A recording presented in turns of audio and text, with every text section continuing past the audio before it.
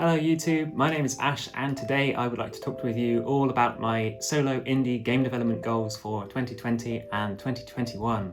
At the beginning of 2020, in what feels like a lifetime ago, I wrote up a short list of goals to achieve for the year. I feel quite strongly about setting goals for myself every now and again, and not only setting the goals, but coming up with a plan to achieve them. That is, essentially, I come up with a list of things I need to do, some deep thinking and some strategizing. Looking back at some of these after the year that it's been, it's hard to think that I was planning for some of this, but hey, we are where we are. Without further ado, these were my goals for 2020 and how I planned on achieving them. First up, I set a goal of publishing a new game to mobile, Steam and the Switch. This sounds very pie in the sky, but I've done all of these things before, so it's not too unreasonable. I was working on this hyperactive rotational arcade action game towards the end of 2019, and so it made a lot of sense to include this in my goals. I put a call out for some musicians, I paid a few, and I decided on whose I liked the best. I scraped a prototype together, I got it reasonably polished, I took it to Pocket Gamer Connects in London, and I showed a number of people for both funding and for some feedback. I had the game running on Switch, but it was running at like 5 frames per second. There would have been a lot of optimization to get it running nicely.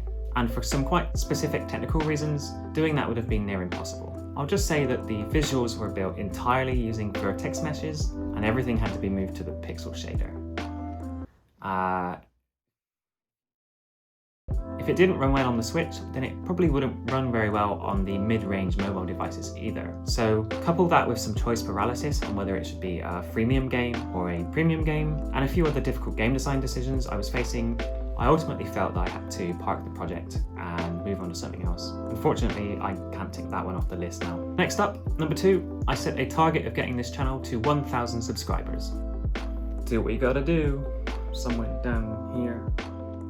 I'll be honest with you all, I can think of so many reasons that I didn't achieve this goal. First of all, I only published 5 videos in the last year. This is a definite improvement on 2019, but I only got into video production in October of that year. I haven't been able to spend as much time on this as I'd like, and that's because one of my other goals coming soon was a bit of a runaway train. I planned on making a game engine series, videos detailing how to make a custom game engine. I'd also planned on making a game feel series showing my tips and tricks on how I do this in my games, alongside the usual FPS devlogs. I managed to do a little bit of the game feel one in that I converted a talk I gave the year before last in Graz, Austria. But honestly, this was a half-baked effort, and I could really rewrite the entire thing to be a 3-part mini-series for YouTube. I think that would be a lot more appropriate. However, with all of this said, I did manage to increase my subscriber count by around 200. So thanks to every one of you, you're great, and I love the support from the community. It's really keeping me motivated, and yeah, thanks. My third goal was to increase my Patreon subscribers to $200 a month. It's less than half of the way there so far, as again I've not had enough time to focus on it. For those who don't know, I run a Discord bot that tracks your games coverage across the internet, across YouTube and across Twitch. It's really cool for people who are using it so far, but the problem with we have at the moment, or I have at the moment, I say we for some reason, is that I have to set everybody up manually and every game up manually. So that means setting up blacklisted words for games that are kind of generic names like, oh, I don't know, can't think of one. Really, I just want to build a dashboard with a login system and people can self-manage their projects. I think that's the key to making this more of a product in the long run and making it more of a side income that's quite consistent and keeping me be able to do what I want to do full time, which is make games. I'm working on it all really slowly. I'm just trying to figure out some branding at the moment. Stay tuned for more on that in the new year. My fourth goal for this year was to get some money coming in. Specifically, I wanted to work on a 3-month freelance gig. I've been a freelance developer for a while, both in games and in web, but I was short of work in the latter half of 2019. I really needed to achieve this 3-month contract goal as a minimum to be financially sustainable. And this is also the goal that became a bit of a runaway train for this last year. I've not just been contracted for 3 months now, I've actually been contracting for the entirety of this year, which has meant slowing down on a lot of things and meant that all of the other goals were sidelined by having to do this work. And that is by no means a bad thing, because it means I will be more financially sustainable for this coming year. But really, I find myself quite amazed at how much game dev stuff I've been able to do this last year. And really, I'm very lucky to have found the job when I did. As we all remember, in February, March, the coronavirus stuff was happening, the lockdowns were happening. For some people, finding work in this situation has been very difficult. I found this job just before lockdown, basically, so I'm just incredibly fortunate to have done that, and big thanks to my friend Tim who found that work for me. It's been pretty fun, it's been pretty well-rounded overall, doing everything from front-end interface building to back-end infrastructure stuff, and the people are all very nice too, which is awesome. If I can reduce my hours on this freelance gig in the coming months, then I should be able to focus more on creating this YouTube content and running this channel and working on my FPS game and showing you all the nice progress that will have.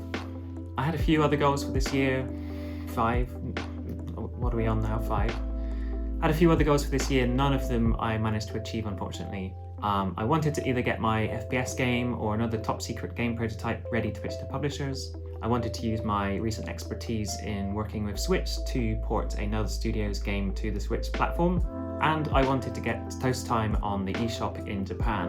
And lastly, I suppose I wanted to move house. At the beginning of the year, I was primed to do all of these things, but as I started that contract role and as the lockdown started happening, cancelling all the events, things kind of fell apart. I asked a few of my game dev friends for their pitch decks, and they very kindly sent me theirs to look at for inspiration and get the right format on building my own. I had some work lined up to port a game to the Switch, but the studio took too long to approve the work essentially, so I'd taken this other job before that work came to fruition.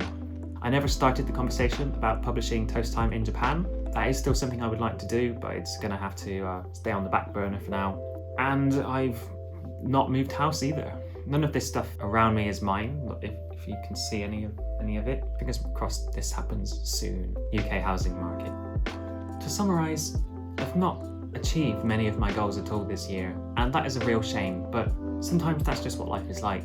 Balancing my time, getting everything aligned, it's all part of the challenge. My goals for 2021 are largely the same as they were for 2020. I'd still like to get this channel to 1,000 subscribers. I'm going to keep working on that. I'd still like to get my Patreon to $200 a month, and I'd still like to do some port work and some indie game dev work for someone else. I entered this year with a bit more financial independency, is that a word?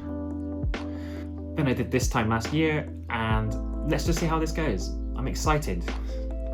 We don't know what's happening. What were your goals for 2020? Did you achieve them? And what goals will you set for 2021? Let me know down in the comments. Hit like if you like this video, hit subscribe, wherever these things are, and I'll let you know how this project goes on. See you in 2021. Bye!